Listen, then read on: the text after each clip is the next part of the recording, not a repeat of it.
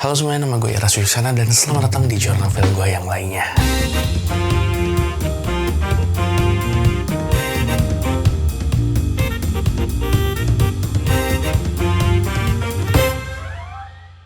Dan kali ini gue pengen ngomongin tentang salah satu film dari Sony Spider-Man Universe yang paling baru. Film mereka yang pada akhirnya menunjukkan masa depan yang sangat cerah buat mereka. Simpelnya, film Madame Web ini menceritakan tentang origin story dari Cassandra Web.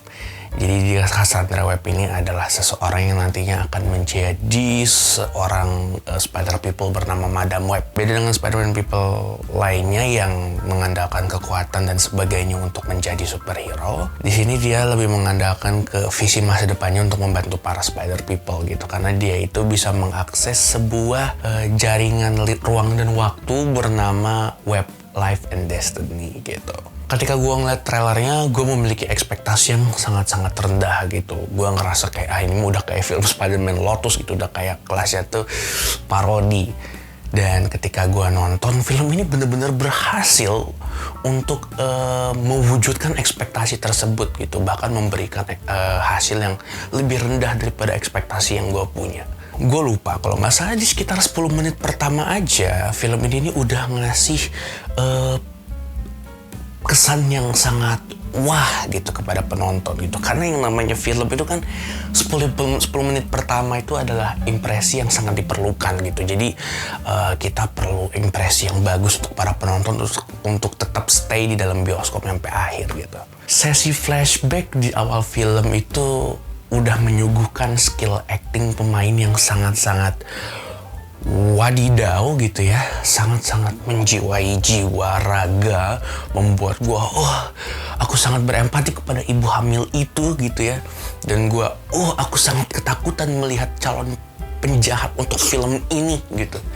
Dipadukan dengan editing yang sangat-sangat ampas. Bahkan editingnya pun melupakan poin-poin penting dasar seperti J-cut dan juga L-cut. Dan itu acting kesakitannya gitu kan, sangat-sangat natural.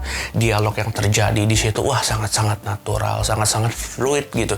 Gak ada kesan menghafal atau kesan-kesan kayak aku harus mengingat dialogku berikutnya sebagai seorang ibu dari Cassandra Web. Aku harus sangat-sangat setelahnya ada Spider People kuno yang itu lompatnya kalau misalnya kalian nonton Bollywood suka ada kayak siapa tuh, kayak apa sih film superhero India itu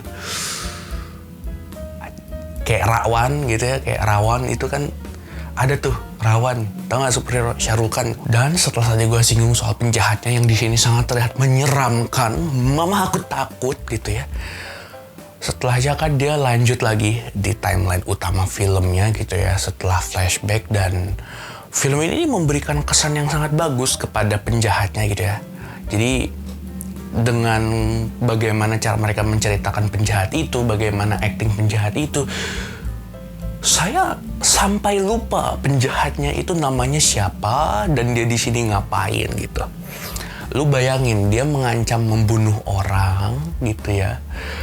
Mengancam, ada hal yang mengancam nyawanya, dia marah-marah, dan cara marah-marah dia adalah dengan intonasi yang I have to kill them, I can't let them go, we have to find them. Seriusan kayak gitu, coba tonton. Itu acting yang sangat brilian dan gue ngeliat tuh sampai kayak aduh mama aku takut, ini siapa, serem banget gitu kan. Bagaimana mereka menulis karakter development-nya gitu ya. Villain ini punya kedalaman yang sangat gitu. Gue sampai berempati juga sih sebenarnya kayak jadi dia tuh pengen begitu tuh karena ya bisa paham lah gitu. Kalah Joker itu atau karakter-karakter penjahat yang ikonik itu kalah gitu. Selain penjahatnya gitu ya, bagaimana naskah dan juga acting para pemain itu juga menggambarkan sisi protagonisnya dengan baik gitu.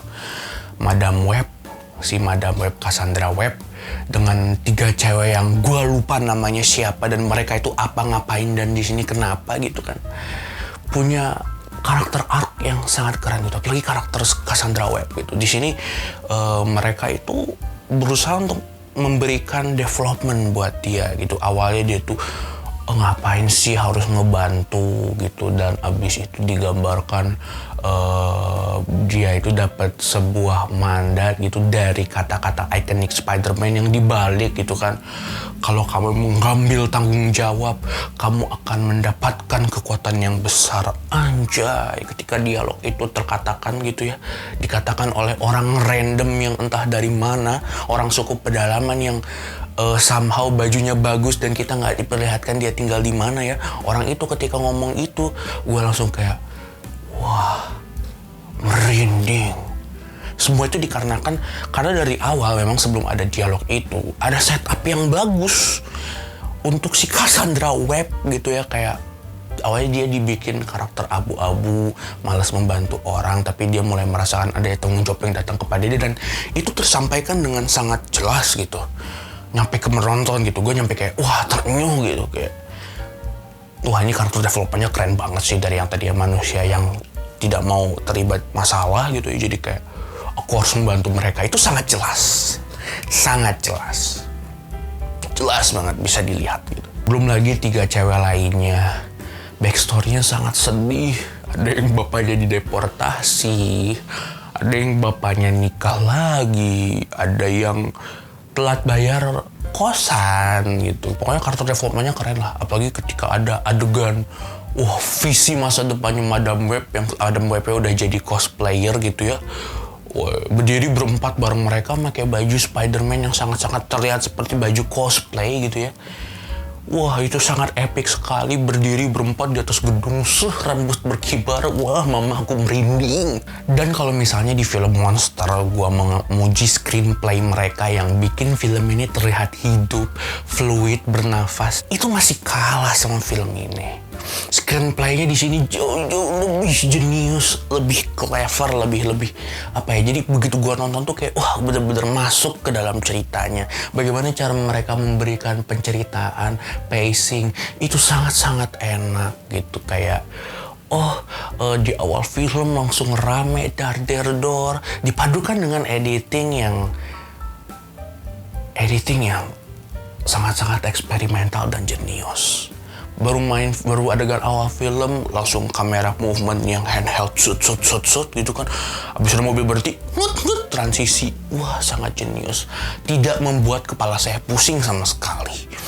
Gue langsung kayak, anjay, siap gitu. Kayak editingnya keren banget tuh gitu.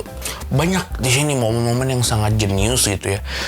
Ini kan filmnya thriller gitu ya katanya. Kalau kalian lihat sinopsisnya kan di semesta yang lain gitu. Sebuah cerita thriller gitu. Wah, di sini nih banyak banget adegan yang mind blowing gitu. Kayak ada kita dikejar psikopat nih. Ini orang tahu terus nih kita di mana. Ayo kita ke hotel. Sebelum kita berangkat apa yang kita lakukan? Ayo kita belajar CPR. Siapa tahu kepake kayak wood gitu kan. Wah, akhirnya kepake. Walaupun pas gue lihat pas mereka lagi sambil nangis ngebantuin Cassandra Webb tuh, dia kayak gini, tangan begini. Bukan tangan yang begini. Keren. Habis itu yang itu tadi yang aku mencari origin ibuku di sebuah pedalaman. Lalu muncullah seorang bapak-bapak yang katanya suku pedalaman. Ternyata dia pakai baju bagus setelah sebelumnya pakai baju suku-suku. Di sini pakai baju bagus, baju casual gitu ya. Apakah ada peradaban gitu kan? Apakah mereka sudah jadi peradaban yang maju? Nggak usah dikasih lihat gitu aja. Udah cukup bapak-bapak satu ini aja tiba-tiba muncul. When you took a big responsibility, there's come great power, anjay. Habis itu adegan yang di mobil gitu kayak, wah, aku harus menyelamatkan 3 anak random ini. Lupakan saja temanku dan juga keponakannya si Peter Parker yang hendak melahirkan. Sudah tinggalkan saja gitu kan. Pas ada ambulan gitu kan, gue nyari tuh. Itu si Mary Parker, ibunya Peter Parker yang tadi hamil di mana? Kok mau helikopter, mau diangkut? Ternyata ditinggal, gokil. Ya Peter Parker cuma beban, udah lupakan saja gitu. Madam Web tidak akan tahu yang seorang anak dari Mary Parker tuh bakal jadi apa gitu. Habis ada juga adegan yang menunjukkan kejeniusan seorang Cassandra Webb gitu, seorang madam yang bisa mengakses jaring multiverse yang sangat hebat, yang menembus ruang dan waktu. Dia punya ide untuk menyelamatkan dirinya sendiri mungkin. Jadi, ada penjahat nih di sini. Ayo kita tabrakan ambulan ke arah mobil yang berisikan sahabatku dan juga si iparnya yang mau melahirkan gitu.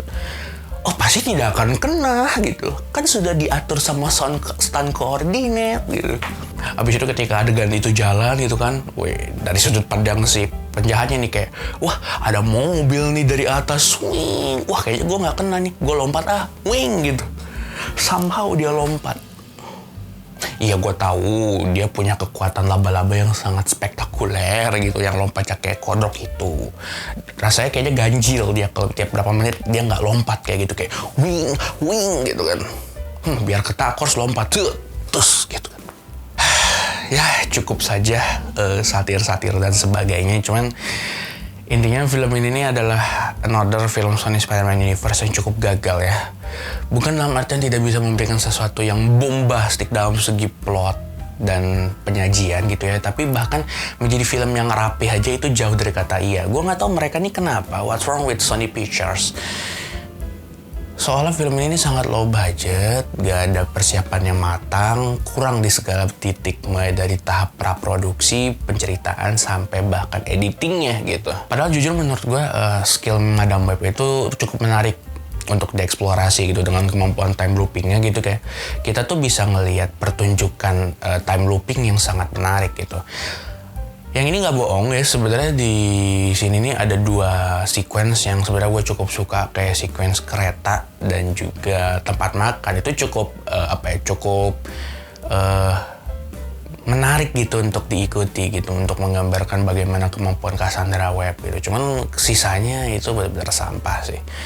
Ibaratnya kalau di film lain itu tuh adalah bagian paling minim gitu ya. Ibaratnya itu cuma jadi setup awal untuk keseluruhan cerita, sedangkan di sini cuma jadi bagian terbaik gitu. Ibaratnya kalau di film lain ini bagian terendah, standar minimum yang harus ada di filmnya gitu ya, di suatu film yang mengusung konsep time looping.